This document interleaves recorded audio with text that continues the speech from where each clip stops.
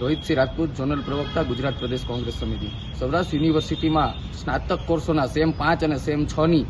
જે રિમિડિયલ સપ્લિમેન્ટરી જે પરીક્ષાઓ હોય તે દર વર્ષે છેલ્લા 8 વર્ષથી સૌરાષ્ટ્ર યુનિવર્સિટી સેમ 5 અને સેમ 6ના વિદ્યાર્થીઓને સમગ્ર વર્ષ ન બગડે, કારણ કે જે વિદ્યાર્થીઓ 1-2 વિષયમાં ફેલ થયા હોય તેમને જે તે સેમની રેગ્યુલર પરીક્ષાઓ આવે ત્યાં સુધી રાહ જોવી પડતી હોય ને, જેના કારણે અનેક વિદ્યાર્થીઓને આખા વર્ષ બગડવાની ભીતિ હોય છે. ત્યારે સૌરાષ્ટ્ર યુનિવર્સિટીમાં છેલ્લા 7 થી 8 વર્ષથી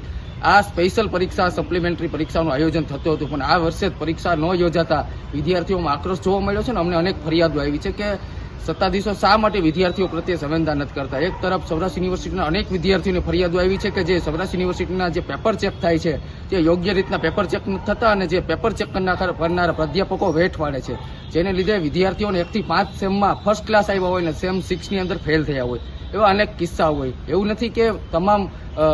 જે ભણવામાં નબળા હોય તે વિદ્યાર્થીઓ ફેલ થાય, પરંતુ ભીના વાહે સૂકા વાહે ભીનું ન બને તે અગત્યની વસ્તુ. એટલે અમે સૌરાષ્ટ્ર યુનિવર્સિટીના કુલપતિની આજે અમે લેખિત રજૂઆત કરી છે કે જે 7-8 વર્ષથી જે સપ્લિમેન્ટરી જે સ્પેશિયલ પરીક્ષા યોજાતી હતી સેમ 5 અને 6ની તે પરીક્ષા ફરીથી યોજવામાં આવે, કારણ કે 10,000થી વધુ વિદ્યાર્થીઓને આનો સીધો ફાયદો છે. અનેક એવા વિદ્યાર્થીઓ છે જે એક વિષયની પાછળ સમગ્ર વર્ષ બગડે છે. અનેક ઉમેદવારોને સરકારી પરીક્ષામાં ઉમેદવારી નોંધાવી, અનેક ઉમેદવારોને ખાનગી અને પ્રાઇવેટ સેક્ટરની અંદર નોકરીઓ લેવી હોય, અને ખરા નબળી પરિસ્થિતિના વિદ્યાર્થીઓ જે આવતા હોય તેમને ઘણી બધી નોકરીઓને લીધે પોતાની આર્થિક પરિસ્થિતિમાં થોડું ઘણું મદદરૂપ થઈ શકે તેવા અનેક પોઝિટિવ પાસાઓને વિચારી અને સત્તાધીશો તાકીદે આ પરીક્ષાનું આયોજન કરી અને વિદ્યાર્થીઓના આ સમગ્ર વર્ષ કઈ રીતના ન બગડે તેવી તમામ બાબતો અને પાસાઓનું સકારાત્મક નિર્ણય કરી અને 5 અને સેમ 6ની પરીક્ષાઓ તાકીદે યોજવા અમે રજૂઆત કરી છે. અન્યથા આવનારા 3 દિવસની અંદર અમે ઉગ્ર આંદોલન કરવાના છે.